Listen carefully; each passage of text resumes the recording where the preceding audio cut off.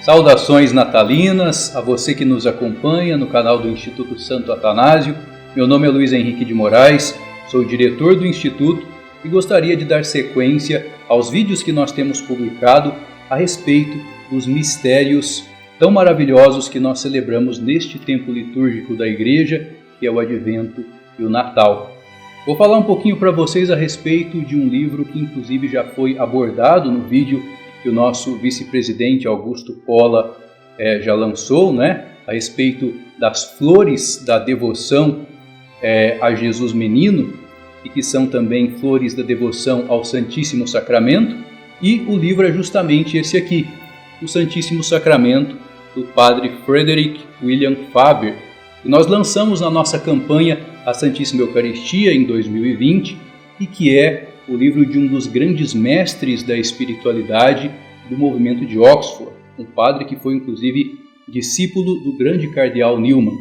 Bem, então Augusto falava a respeito das flores do altar, flores da devoção ou virtudes natalinas, que estão aqui justamente na seção 7 da segunda parte ou do livro 2 desta grande obra do Padre Faber. E nós vamos falar hoje um pouco a respeito do conteúdo que está nas seções 3 e 4 deste mesmo livro, e uma delas inclusive trata a respeito da relação entre Jesus Menino e Jesus Hóstia. Nós vamos ver então quais são as semelhanças, as similitudes, o que tem a ver Jesus na manjedoura, ou Jesus ainda no ventre de Nossa Senhora, e Jesus na Santíssima Eucaristia, no altar dos nossos sacrários.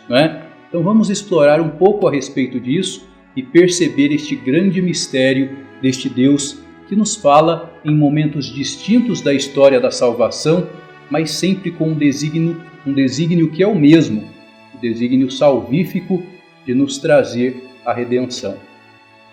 Bem, então a primeira coisa que nós precisamos recordar, sobretudo você que já leu essa obra ou que adquiriu através da nossa campanha Santíssima Eucaristia, é que o Padre Faber nos lembra que todas ou quase todas as vezes em que Jesus apareceu aos seus santos na Santíssima Eucaristia, seja no momento em que acontecia a elevação do sacerdote ou no momento próprio da Santa Comunhão, Jesus sempre ou quase sempre, com algumas poucas exceções, aparecia sob a forma do menino Jesus, daquele menino frágil da manjedoura.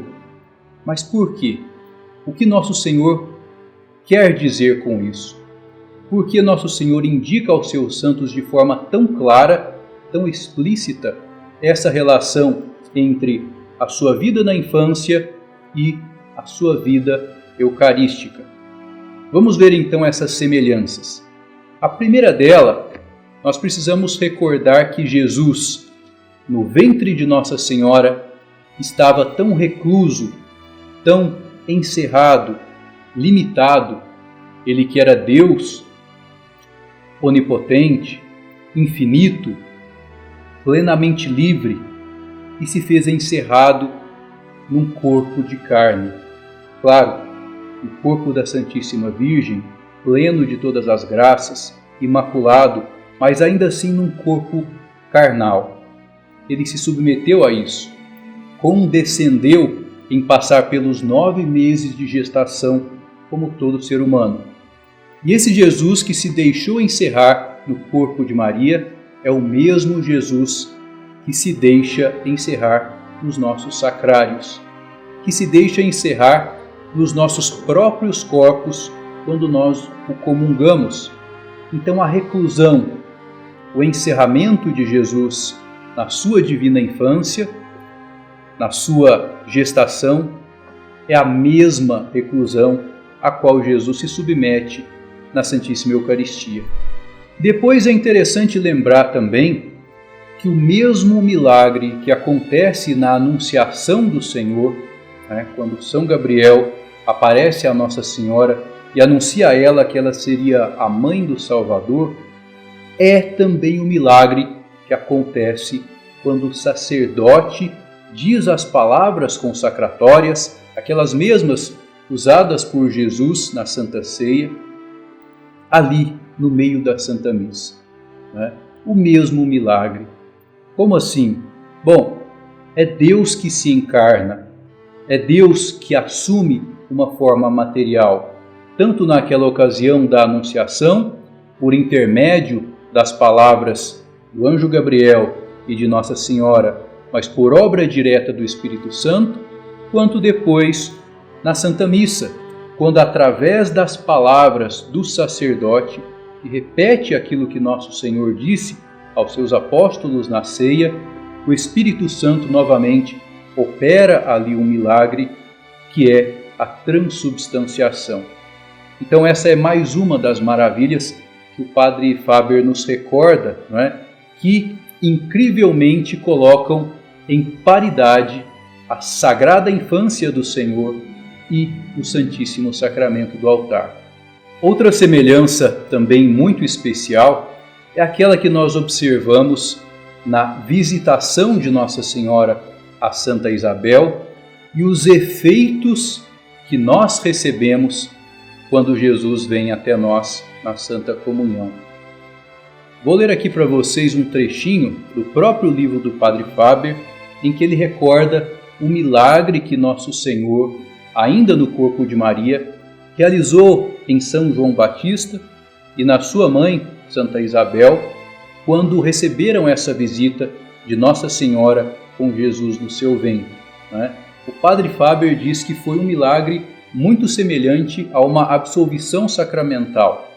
E nós sabemos, ao receber Jesus na Santa Comunhão, que nós também obtemos graças numerosas, claro, se nós comungamos devotamente, com espírito de penitência, e os próprios pecados veniais que nós tivermos são purificados quando nós comungamos, não é?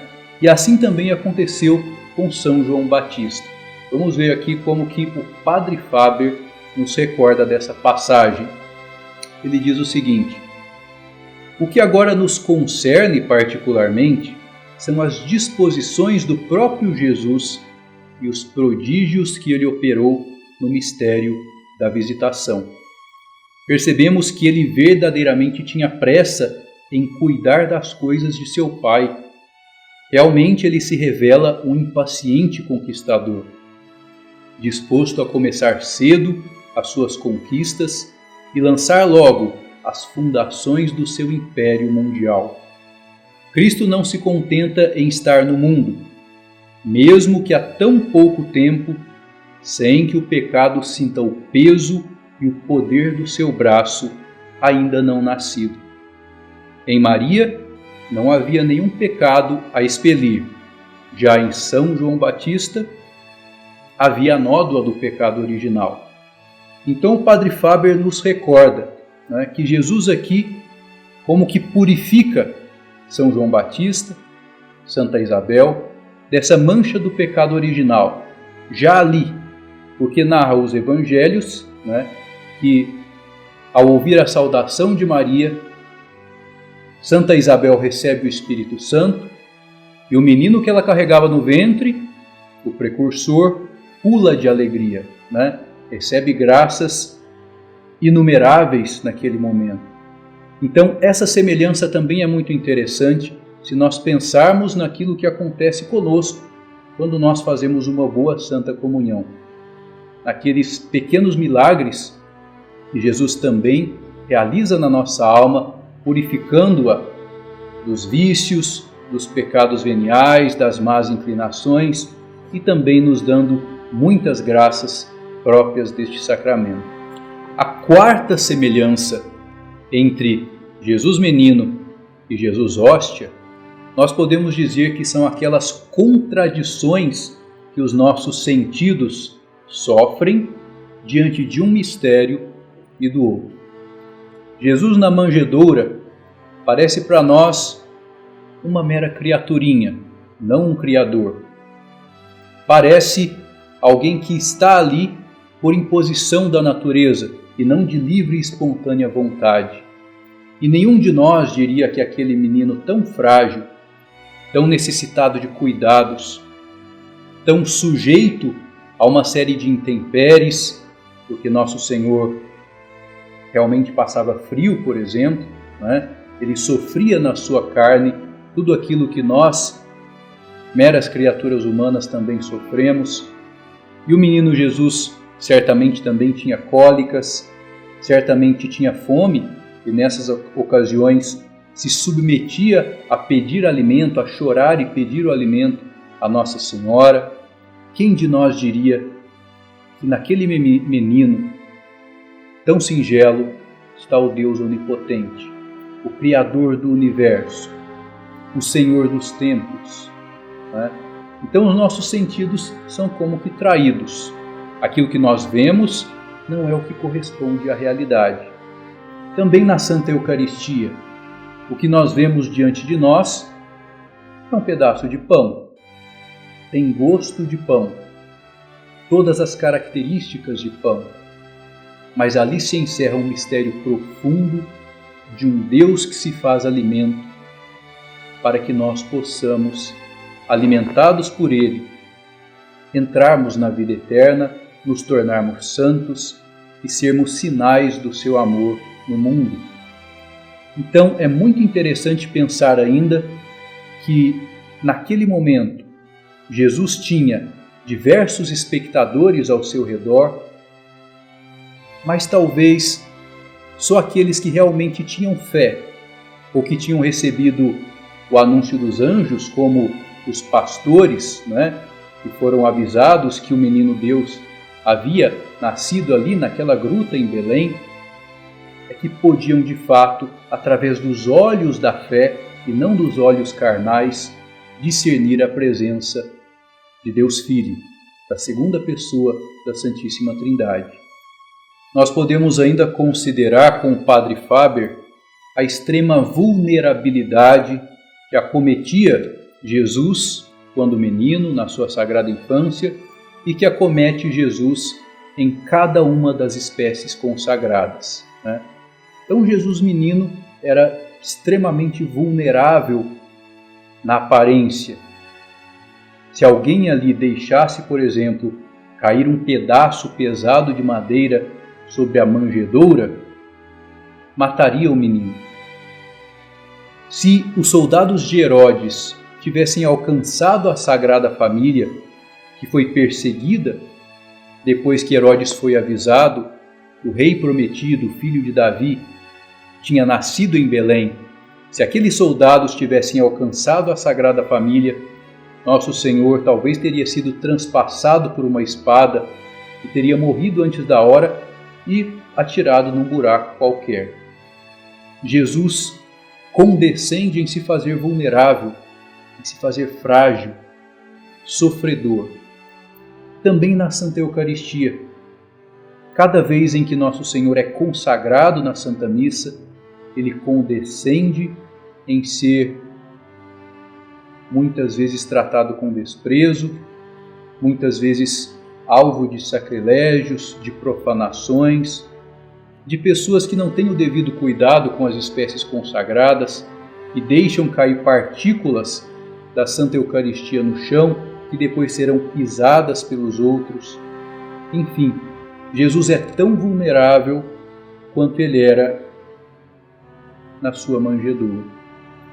A sexta similitude, meus amigos, a sexta semelhança que nós encontramos entre Jesus menino e Jesus hóstia é a entrega, a rendição total de Nosso Senhor nas mãos de São José e nas mãos dos sacerdotes. Ora, é claro que quando Jesus era apenas um bebê, não só a Imaculada, mas também São José, que tinha consigo a mancha do pecado original, carregou o Nosso Senhor de um lado para o outro, ajudou a trocar os seus panos e o manipulou muitas vezes de diversas formas. E do mesmo modo, também na Santa Eucaristia, Nosso Senhor é manipulado pelos sacerdotes, né? Trocam-se muitas vezes o corpo eucarístico de Jesus de um vaso sagrado para o outro, de um corporal, que é aquele pano que os padres usam sobre o altar para o outro. E, tristemente, São José nós sabemos que era virtuosíssimo, cheio de dons, de virtudes, um verdadeiro santo de primeira grandeza. Mas, lamentavelmente, muitos sacerdotes manipulam nosso Senhor, nem sempre estando em estado de graça, nem sempre professando a fé católica que sempre foi ensinada pelos santos, e muitas vezes com pouquíssimo ou quase nenhum cuidado, amor e reverência a Jesus na hóstia consagrada. Qual de nós se submeteria a ser manipulado, a ser tratado muitas vezes com descuido, com desleixo, por pessoas que não nos amam de verdade, né? Talvez as pessoas idosas que estão internadas em casas de repouso, ou pessoas inválidas, pessoas que estão nos hospitais, doentes, e que não podem mais se valer por si mesmas, tenham um pouco dessa noção do que é se deixar manipular por pessoas que nem sempre se importam realmente, não é?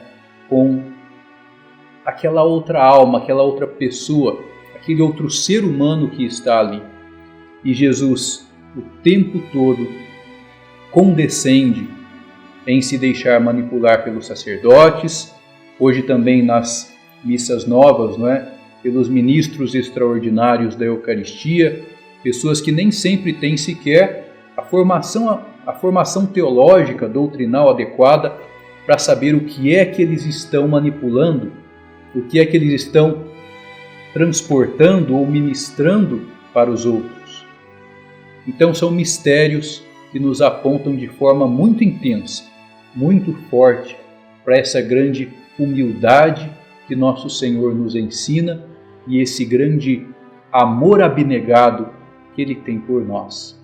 Por fim, pessoal, a sétima e última semelhança que nós encontramos entre o menino Jesus e o Santíssimo Sacramento é que, tanto num caso como no outro, Ele vem ao mundo, Ele se faz presente para ser para nós vítima e, ao mesmo tempo, alimento.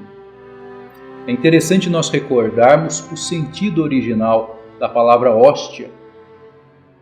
Hóstia significa originalmente a vítima que era oferecida nos sacrifícios da antiga aliança, né? A vítima que era colocada sobre os altares e queimada como oferenda a Deus. E nós usamos hoje para nos referirmos ao pão consagrado que é oferecido novamente ao Pai em cada Santa Missa, atualizando ali o sacrifício do Calvário. Então vejam que interessante. Jesus se faz homem, nasce em Belém, cresce com seus pais no Egito, depois em Nazaré, padece no Calvário para morrer para a nossa salvação. E também se faz presente em cada Santa Missa para atualizar sobre o altar o seu santo sacrifício, para que os seus méritos, os méritos do seu sacrifício, também sejam aplicados a nós, homens que vivemos hoje no século XXI. E também como ele foi condescendente em se oferecer como alimento aos seus apóstolos na Santa Ceia, em cada missa, Jesus também se oferece novamente, mais uma vez, como alimento para a nossa salvação. Diante de tudo isso, nós temos muito que agradecer ao Senhor, temos muito que admirar e meditar profundamente nesse Jesus menino que tanto se humilha, tanto se rebaixa e tanto faz por nós. Isso há 2000 anos atrás, quando ele caminhou entre nós, quando ele convivia na Sagrada Casa de Nazaré com seus pais, como nos dias de hoje, quando ele tantas vezes está abandonado nos nossos sacrários, que nós muitas vezes sequer visitamos, quando ele se faz presente a cada Santa Missa, que nós às vezes desprezamos e mal aparecemos na missa aos domingos, né? Isso nos melhores casos. Como seria bom e agradável a Ele que nós valorizássemos essa série de abnegações, de condescendências a que Jesus se submete por amor a nós. Muito obrigado, você que acompanhou essa nossa pequena reflexão, baseada no livro do Padre William Faber, O Santíssimo Sacramento. Ele está disponível na nossa livraria, se você quiser adquirir, certamente será de grandíssimo proveito para suas meditações de Natal e por toda a vida. Aqui o Padre Faber também comenta os grandes milagres eucarísticos que aconteceram na vida dos santos, comenta as virtudes natalinas a respeito das quais o Augusto já falou num outro vídeo. Recomendo que vocês assistam também o vídeo dele. E por favor, se inscrevam no nosso canal, deixem o seu like, né? Ativem lá o sininho para receber as notificações e continuem apoiando este nosso apostolado para que nós possamos aproximar muitas almas da Santa Igreja, da verdade católica e de nosso Senhor Jesus Cristo. E é claro, desejo a todos também um feliz e abençoado Natal, que vocês possam desfrutar da companhia de Jesus nos seus lares, com as suas famílias, e que tenham também um abençoado ano de 2023. Um grande abraço e viva Cristo Rei!